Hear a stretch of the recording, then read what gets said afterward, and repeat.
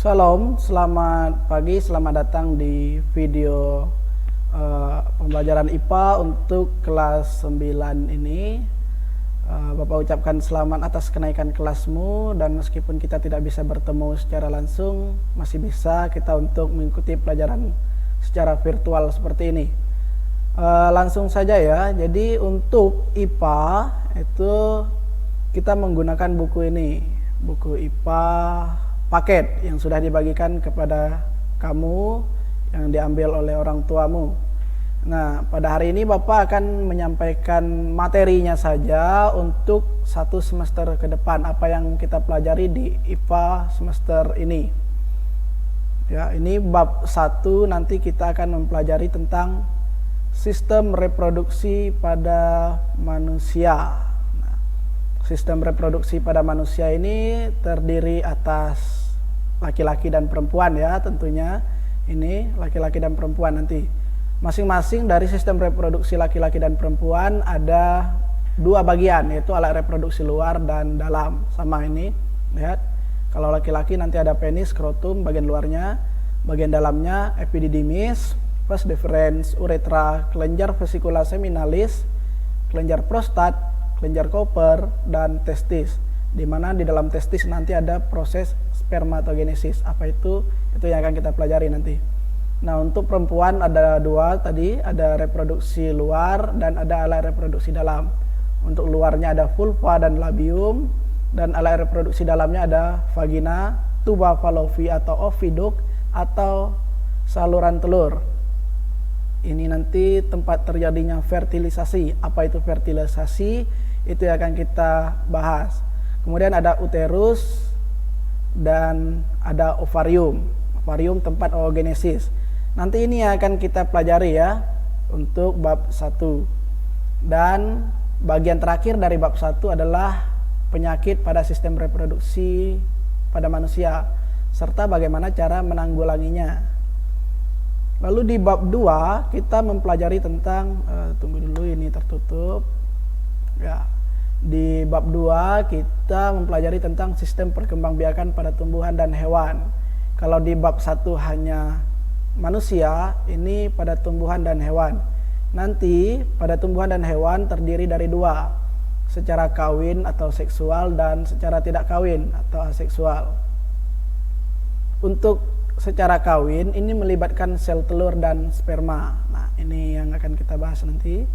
Lalu pada tumbuhan dan hewan nanti kalau secara kawin, pada tumbuhan melibatkan organnya, organ perkembangbiakannya. Kan sudah dibahas di kelas 8, kamu dulu mempelajari tentang organ pada tumbuhan. Ada bunga, ada benang sari dan putik pada bunga itu ya. Nah, ini ada nanti pada gimnosperma. Apa itu gimnosperma, apa itu angiosperma, akan kita bahas. Antheridium, archegonium, apa itu nanti. Nah, lalu pada hewan itu hanya organ perkembangbiakan jantan dan betina. Jadi kalau hewan itu kita sebut jantan dan betina, bukan laki-laki dan perempuan ya. Lalu berdasarkan cara berkembang biaknya nanti bisa dibedakan menjadi 3 di sini. Vivipar, ovipar, ovovivipar. Lalu secara tidak kawin atau tak kawin itu artinya melibatkan bagian tubuh ini. Pada tumbuhan itu bisa secara alami dan secara buatan.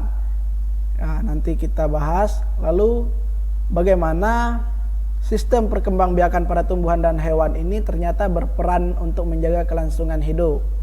Nah, kelangsungan hidup itu dipengaruhi oleh adaptasi dan seleksi alam. Itu yang kita pelajari di bab 2. Lalu ketiga, yaitu bab 3 ya. Nah, ini pewarisan sifat pada makhluk hidup. Secara khusus nanti pada manusia ada tentang materi genetik ya. Pewarisan sifat ini disebut juga hereditas. Jadi di sana ada materi genetik yang terdiri atas RNA dan DNA. DNA ini bagaimana, RNA ini bagaimana, kamu bisa lihat dulu di buku nanti ya. DNA ini yang menyusun kromosom. Nanti ada kromosom tubuh dan kromosom kelamin ya.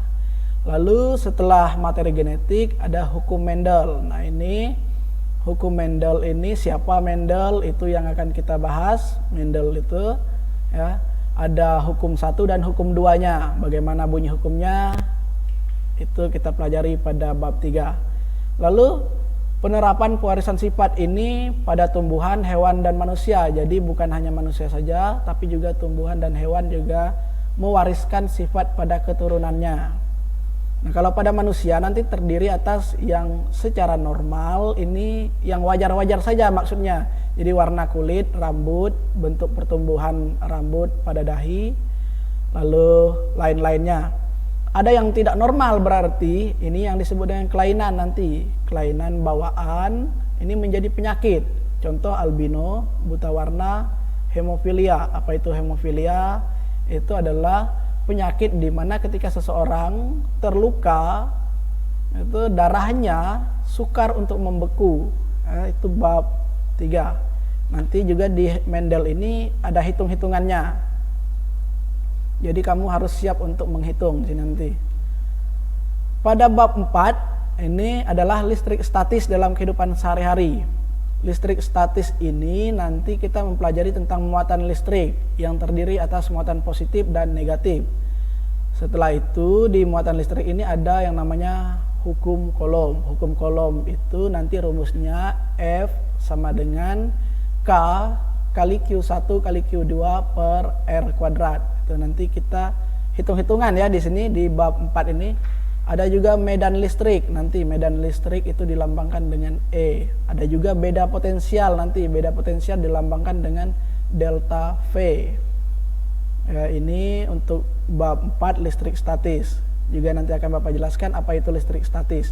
Lalu penerapannya dari listrik statis dalam kehidupan sehari-hari adalah pada kelistrikan sel saraf. Jadi kalau kamu di kelas 7 dulu memperhatikan dengan baik-baik, ternyata listrik pada manusia juga ada ketika sel saraf. Sel saraf ini atau disebut dengan neuron ini menghantarkan listrik dari satu sel saraf ke sel saraf yang lain. Lalu pada hewan nanti ada beberapa hewan yang menghasilkan listrik. Dan teknologinya dalam kehidupan sehari-hari contohnya adalah pengendap elektrostatis pada cerobong asap, mesin pengecatan mobil, mesin fotokopi, dan masih banyak lain lagi. Itu untuk bab 4. Terakhir bab 5 itu adalah listrik dinamis. Apa itu listrik dinamis? Kalau tadi listrik statis, sekarang listrik dinamis. Kalau listrik statis adalah listrik yang diam, artinya tidak mengalir. Listrik dinamis ini listrik yang mengalir. Jadi listrik yang ada pada kabel-kabel rumahmu itu sebenarnya adalah listrik ini, listrik dinamis. Apa yang kita pelajari di listrik dinamis nanti adalah arus listrik. Ini arus listrik terkait dengan sumber energi listrik berupa energi matahari, angin, air, atau bioenergi. Lalu hantaran listrik. Ini kamu pasti sudah pernah mendengar. Ada yang namanya konduktor, isolator, semikonduktor. Nah, hambatan listrik nanti memiliki hambatan listriknya itu pada hukum Ohm. Hukum Ohm bagaimana nanti ya, lihat di buku paket ini. Lalu yang kita pelajari juga adalah rangkaian listrik. Rangkaian listrik ini ada 2, seri dan paralel. Nah, ini juga pakai rumus semua nanti. Nah, di sini lebih kita gunakan yang namanya hukum Kirchhoff. Lalu bagaimana upaya untuk menghemat energi listrik dan bagaimana pencegahan bahaya penggunaan listrik. Jadi di bab 4 listrik statis dan bab 5 listrik dinamis itu kamu lebih banyak menggunakan matematika. Jadi Bapak sarankan perkuat matematikanya, terutama untuk perkalian dan pembagian. Karena di bab 4 dan bab 5 ini hampir semua materinya adalah menghitung dengan matematika. Seperti tadi Bapak katakan, yaitu perkalian dan pembagian. Nah, untuk video kali ini sampai di sini. Terima kasih sudah menonton. Jadi Bapak hanya menyampaikan materi apa saja yang akan kita pelajari untuk 1 semester ke depan. Di video berikutnya kita langsung masuk pada bab 1 sistem reproduksi pada manusia. Lalu Bapak sampaikan juga jangan lupa untuk selalu menjaga kesehatan, patuhi protokol kesehatan yang diberikan oleh pemerintah, sering-sering cuci tangan, menghindari kerumunan atau keramaian dengan menjaga jarak satu dengan yang lainnya, supaya kamu dan keluargamu terhindar dari segala penyakit, terutama dari COVID-19. Sekali lagi terima kasih sudah menonton. Sampai jumpa di video berikutnya. Selamat pagi.